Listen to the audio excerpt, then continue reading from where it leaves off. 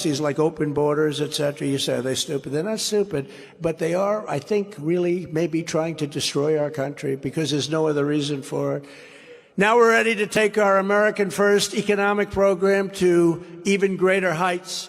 When I'm elected, we will have tax cuts, regulation cuts, energy price cuts, and interest rates cuts like you've never seen before, even with me.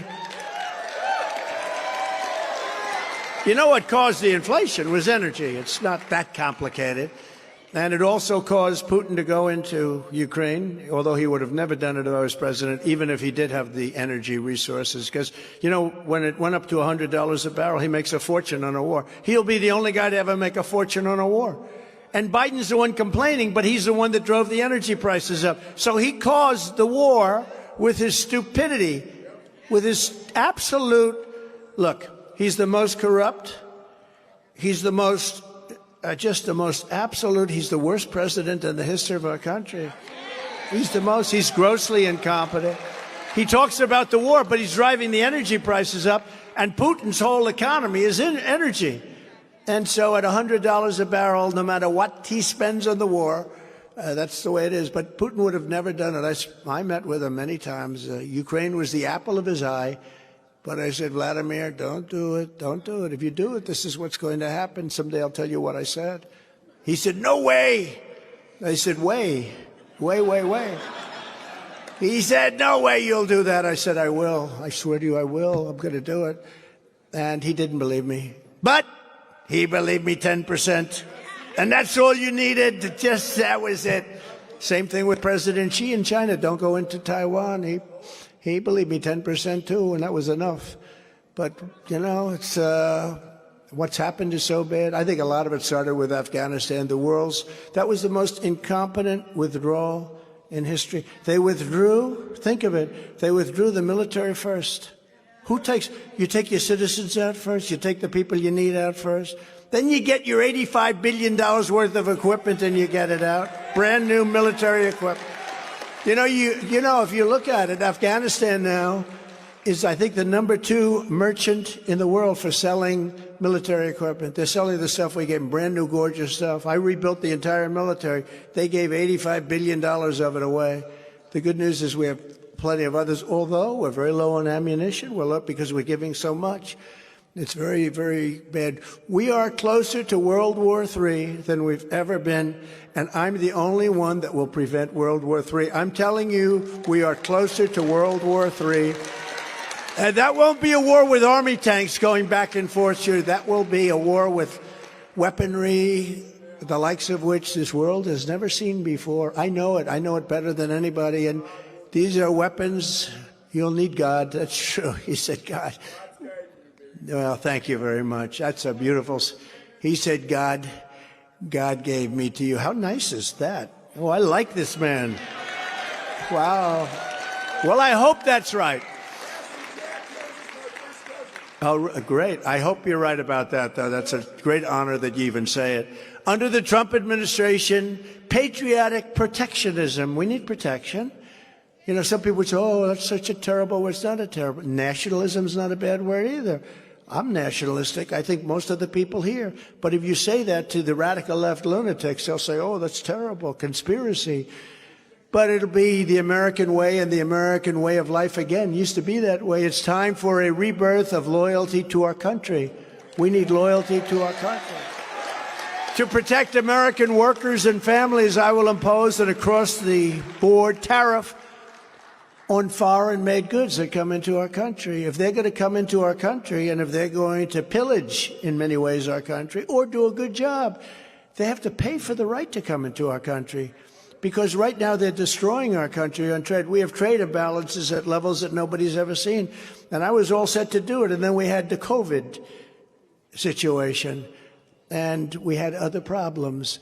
But we're going to do it, and we were doing it, and we made incredible trade deals. We did so much. I will pass what's called the Trump Reciprocal Trade Act. That means that if China or any other country makes us pay a 100 or 200% tariff, which in many cases they do, we will make them pay a reciprocal tariff of 100 or 200%. We don't do that.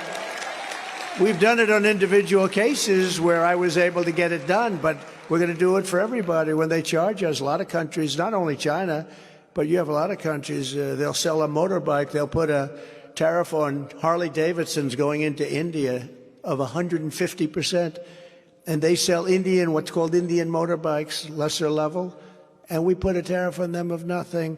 But we did a big thing in my administration, and you know what they want? They want Harley Davidson or whoever to go to India and build a plant. That way they say you have no tariffs. Well, we lose all those jobs. So we're gonna hit them very hard. Everybody, we're gonna hit them very hard. Reciprocal trade. They put it on us, we put it on them. One of two things is gonna happen. We'll collect a lot of money and that's fine, and so will they. Or they'll drop the tax and we'll drop the tax, and it's simple. You don't have an accounting problem. And as tariffs go on foreign countries, they go up, taxes go on American workers and small businesses, and middle-class families will come way down as we do this, because all of this money that will be taken in, all of these jobs that will be taken in. You know, when you do that, you're going to be opening up plants here and all over the United States. And that's what China did, and they still do. Didn't work as well with us because I put a very big tax on their cars, tremendous tariff, 50%, because everybody was moving to China to build their plants. And then they'd sell back into the U.S., and we wouldn't even charge them. So we changed it around a lot. But now we're going to finish it with the big, I call it the Big Daddy, reciprocal trade. I will revoke China's most favored nation. So they get a favored nations. That means they get the whole world, because they see we're a developing nation. You know what? If you look at some of our cities and everything else, we're a developing nation too. Our cities are in bedlam. We're more of a developing nation than they are. They don't have the problems that these Democrat mayors and governors have, where they've destroyed their states and they've destroyed their cities. I will revoke China's most favored nation trade status, and we will impose stiff penalties on China and other trade abusers. We have tremendous trade abusers. They think we're so stupid. They look at this guy Biden. He doesn't know where the hell he is. He can't put two sentences together. He can't get off a stage. There's a stair right there. I never understand. He's always looking around. Where do I go?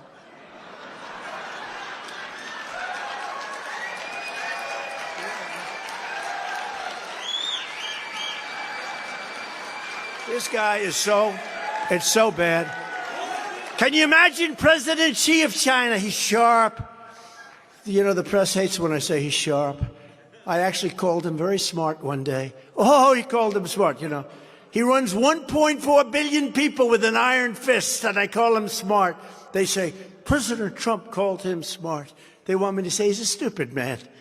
They've been ripping us off for so many years. They're very smart. But can you imagine when they meet this guy Biden? I mean, they see him. I see it. I talk to him.